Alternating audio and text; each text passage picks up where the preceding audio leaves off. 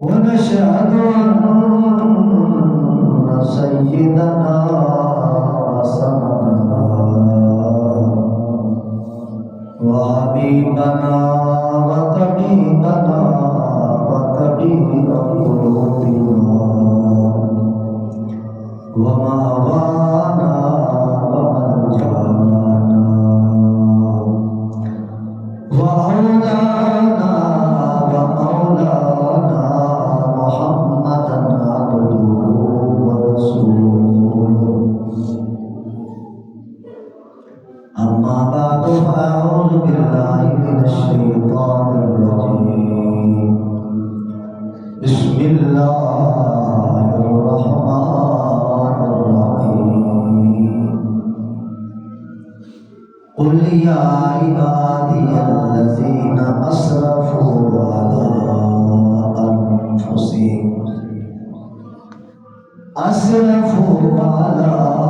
أنفسهم لا تقنطوا من رحمة الله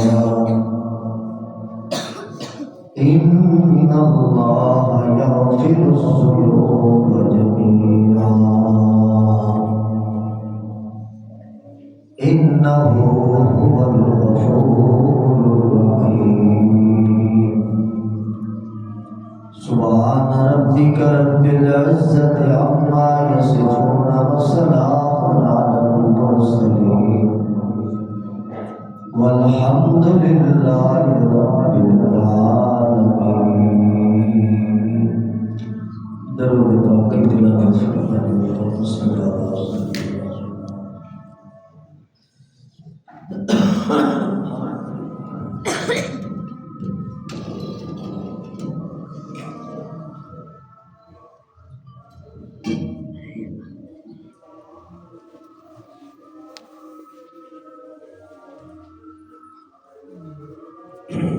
انتہائی واجب قابل صدر کرام بزرگوں دوستوں بھائیوں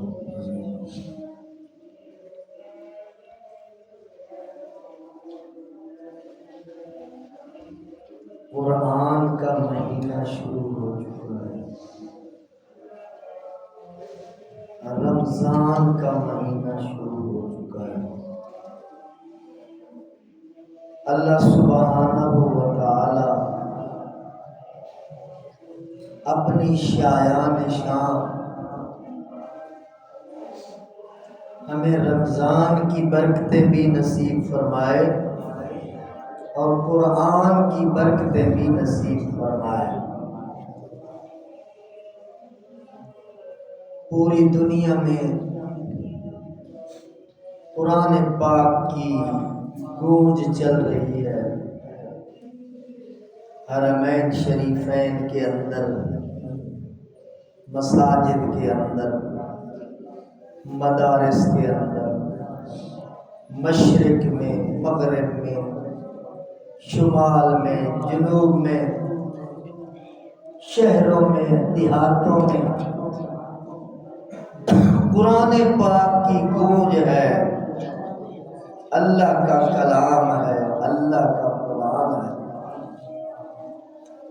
قرآن پاک کے بھی اپنے اپنے رنگ ہیں. جس طرح طرح طرح کے پھول ہوتے ہیں، طرح طرح کی خوشبوئیں ہوتی ہیں، اسی طرح قرآنی آیات کے بھی اپنے رنگ ہیں، اپنے اثرات ہیں. کچھ آیات بندے کو ڈرا رہی ہے، کچھ آیات جنت دکھا رہی ہے. قرآن پاک کی ایک آیت ایسی ہے جسے اخوف آیت من آیات القرآن کہا جاتا ہے. سب سے زیادہ ڈرانے والی آیت،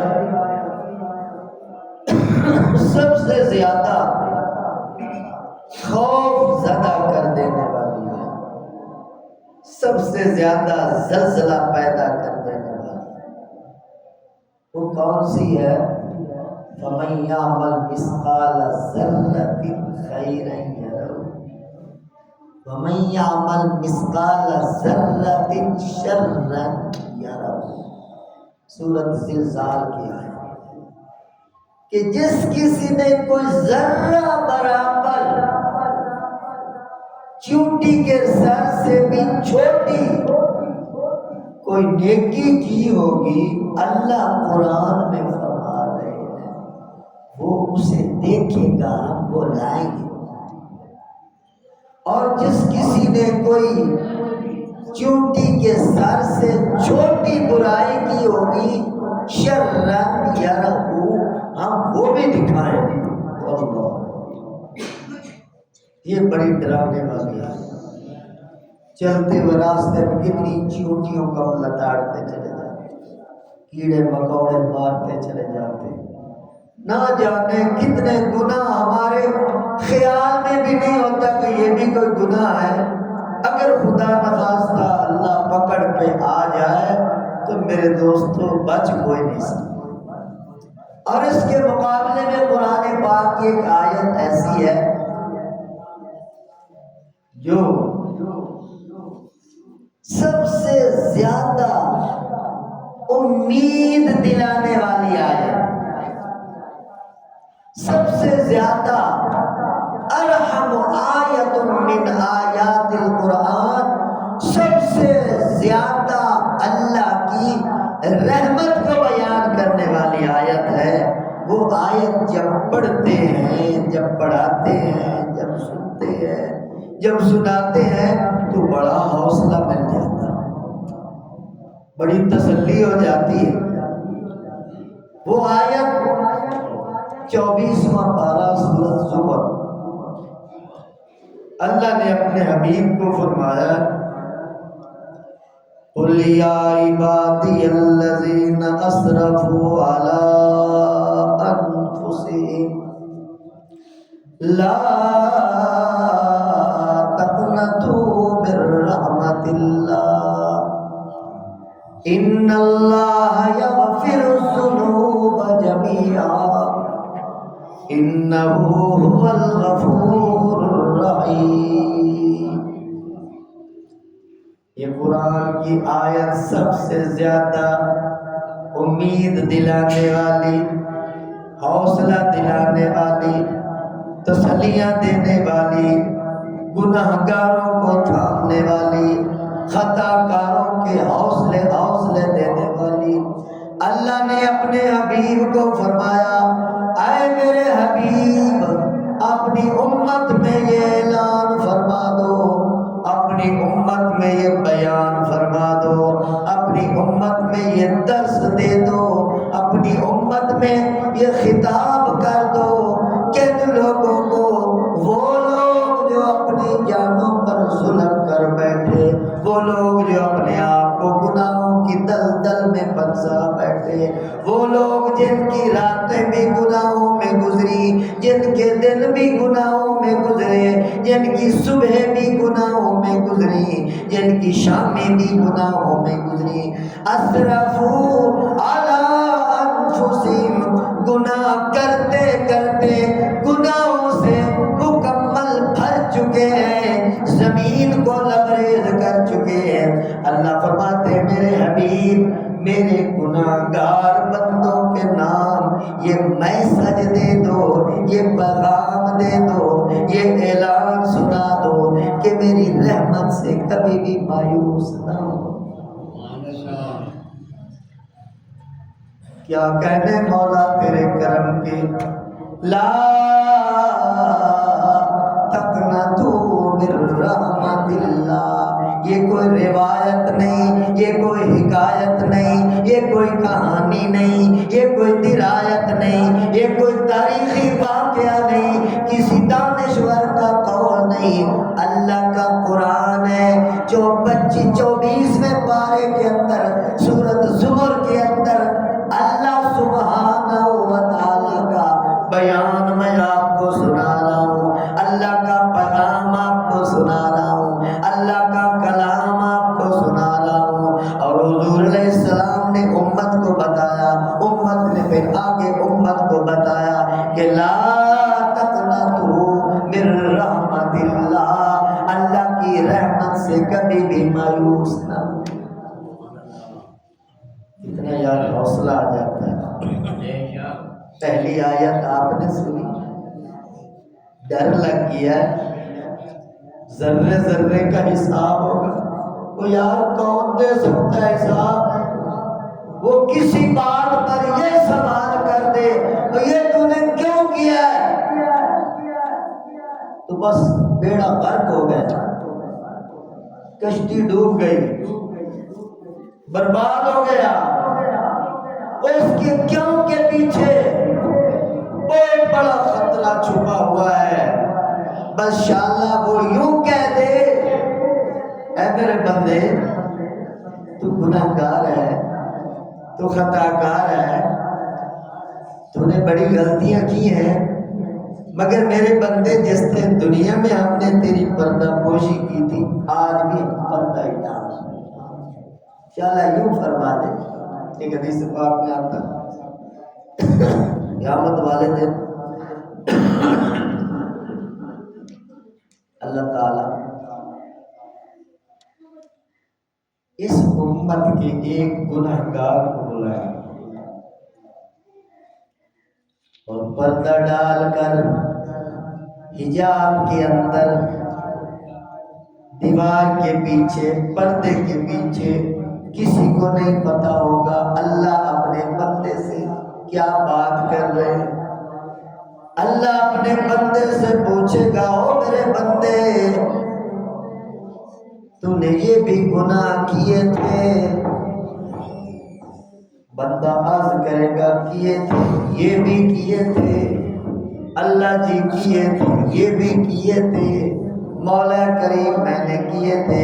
اللہ چھوٹے چھوٹے گناہ گنوا رہے ہوں گے اور بندہ اندر سے ڈر رہا ہوگا، خوف زدہ ہو رہا ہوگا، ابھی تو چھوٹے چھوٹے گناہ پوچھے جا رہے ہیں، ابھی تو چھوٹی چھوٹی غلطیاں گنوائی جا رہے ہیں، ابھی تو چھوٹے چھوٹے جرائم شمار کیے جا رہے ہیں۔ آج میری خیر نہیں، بڑے بڑے گناہ میں نے کیے ہیں، بڑے بڑے جرائم میں نے کیے ہیں، آج میری خیر نہیں۔ وہ بندہ ڈر رہا ہوگا اور اللہ کچھ سوالات کرنے کے بعد اللہ اس بندے پر اپنی رحمت کی چادر ڈالیں گے۔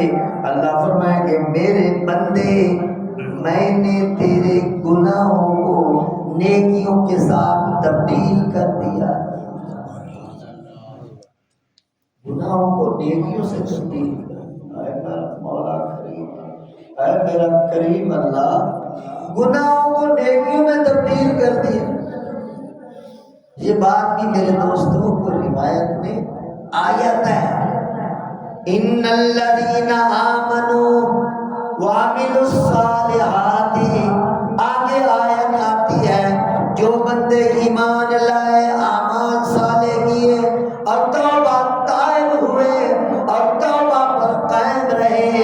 قرآن میں اللہ فرماتے 19واں پارہ، اولئک یبدل اللہ سیئاتہم حسنات، ایسے لوگوں کے ہم گناہوں کو نیکیوں میں تبدیل کر دیں۔ یار ایسا بھی کوئی مہربان ہوگا، ایسا بھی کوئی حنان ہوگا، ایسا بھی کوئی رحمتوں والا ہوگا۔ 70 سال ایک بندے نے گناہ کیے، 80 سال کا مجرم ہے، 100 سال کا پاپی ہے، مگر سچے دل سے اللہ کے دربار میں اس نے سر جھکایا ہے، توبہ تائب ہوا ہے۔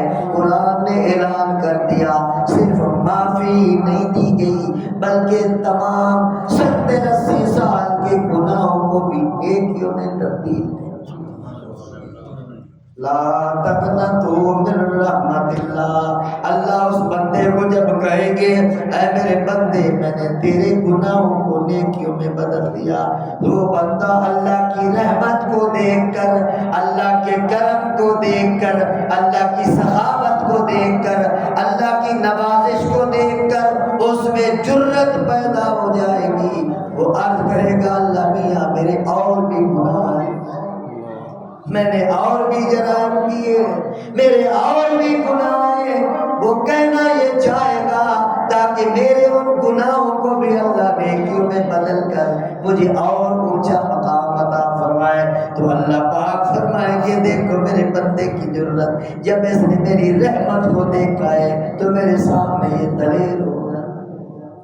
تو میرے محترم دوستو، حقیقت ہے اللہ کی رحمت، حدیث پاک میں آتا ہے 100 حصے ہیں اللہ کی رحمت، 100 حصے، ان 100 میں سے صرف ایک حصہ اللہ نے اس دنیا میں نازل فرمایا،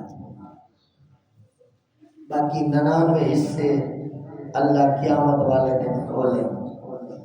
ایک حصہ اس دھرتی پر، اس دنیا میں، اسی رحمت کے صدقے ہم روٹی کھا رہے ہیں، اسی رحمت کے صدقے ہماری عزتیں بنی ہوئی ہیں، اسی رحمت کے صدقے ماں باپ اپنے بچوں سے محبت کر رہا ہے، بچے ماں باپ سے محبت کر رہے ہیں، رشتہ داروں سے محبتیں چل رہی ہیں، اسی طرح پرندے آپس میں محبتیں کر رہے ہیں، درندے آپس میں محبتیں کر رہے ہیں۔ دنیا میں جتنی مخلوقات ایک دوسرے کے ساتھ محبت اور رحم و کرم کر رہی ہے، اللہ کی ایک رحمت کے صدقے میرے دوستو یہ محبت آپ کو،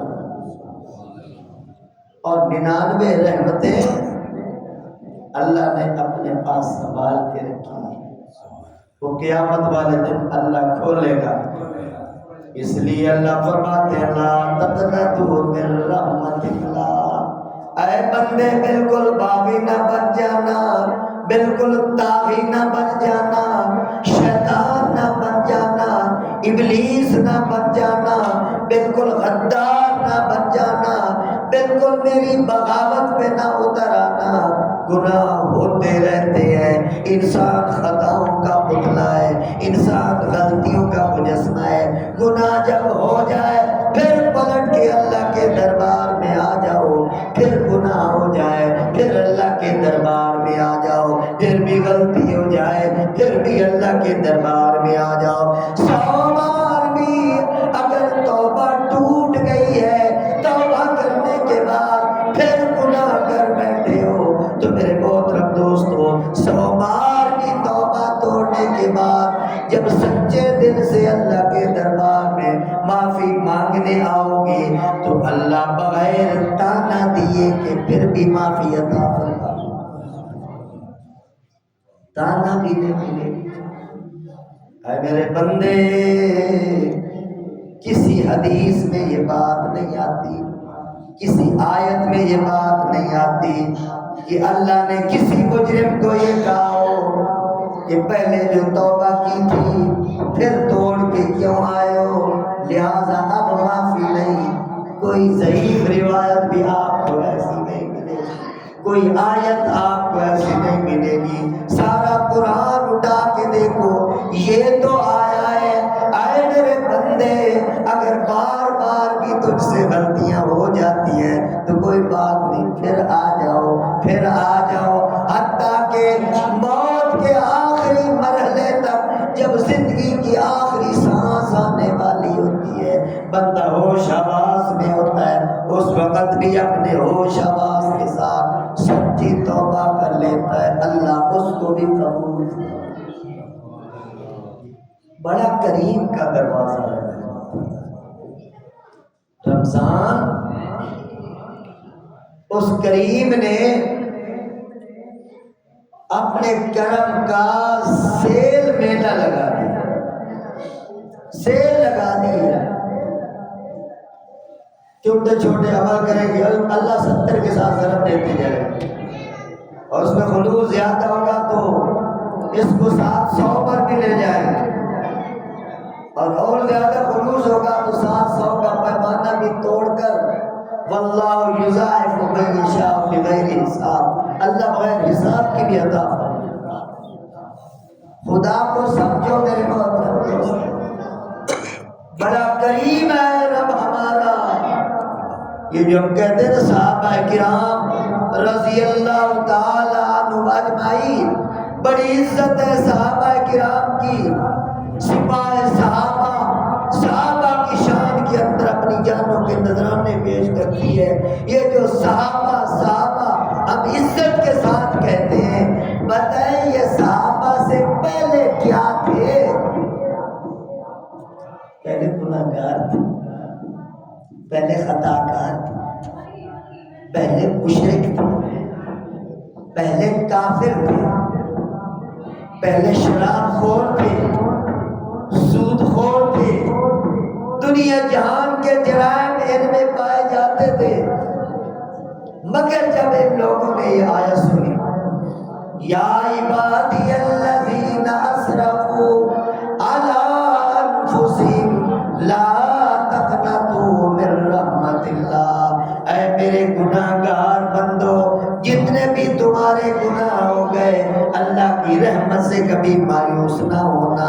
تو پھر اس آیت کو دیکھ کر وہ مسلمان ہوئے، توبہ طائب ہوئے، سچے دل سے انہوں نے توبہ کی، ایسی توبہ کی کہ اللہ نے قرآن میں اعلان کر دیا کہ میں ان سے راضی ہو چکا ہوں، یہ مجھ سے راضی ہو چکا ہوں۔ اسی طرح میرے محترم دوستو، آپ بھی ماہ رمضان کے اندر سچے دل کے ساتھ تنہائیوں میں بیٹھ کر اللہ کے ساتھ اپنا معاملہ صاف کریں۔ کسی کو بتانے کی ضرورت نہیں، خبر نشر کرنے کی ضرورت نہیں،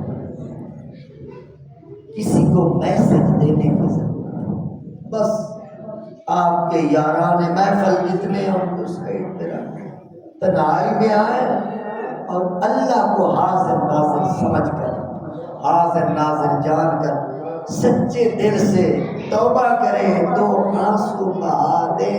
خدا کی قسم قرآن میرے سامنے پڑا ہے، اللہ سارے گناہوں کو معاف فرما دے۔ اللہ مجھے اور آپ سب کو یہ رمضان مقدس کی جو گھڑیاں ہیں اس کے انوار حاصل کرنے کی توفیق نصیب فرمائے، اور ظاہر کو، باطن کو، اندر کو، باہر کو اللہ ہم سب کو پاک کرنے کی توفیق نصیب فرمائے۔ یہ خاص نصیحت آپ کو کرتا ہوں، پورے رمضان میں اس کو یاد رکھیں، بہت اہم نصیحت ہے دوستوں کو بھی بتا۔ آج جو حضرات اس مسجد میں میرا بیان سن رہے ہو، ابھی سے یہ تہیہ کر لو، یہ نیت کر لو، یہ پکا ارادہ کر لو، پورے رمضان میں غصہ نہیں کرنا، غصہ نہیں کرنا، غصہ نہیں کرنا۔ ماحول بنے گا غصے کا، کبھی ساری میں بنے گا، کبھی افطاری میں بنے گا، کبھی نمازوں میں بنے گا، اور کبھی کسی موڑ میں بنے گا، کبھی خرید و فروخت میں بنے گا، بھیڑ ہوتی ہے، رش ہوتا ہے۔ مگر آپ یہ بات ابھی سے دل کی گہرائیوں میں اتار لیں، غصہ نہیں کرنا۔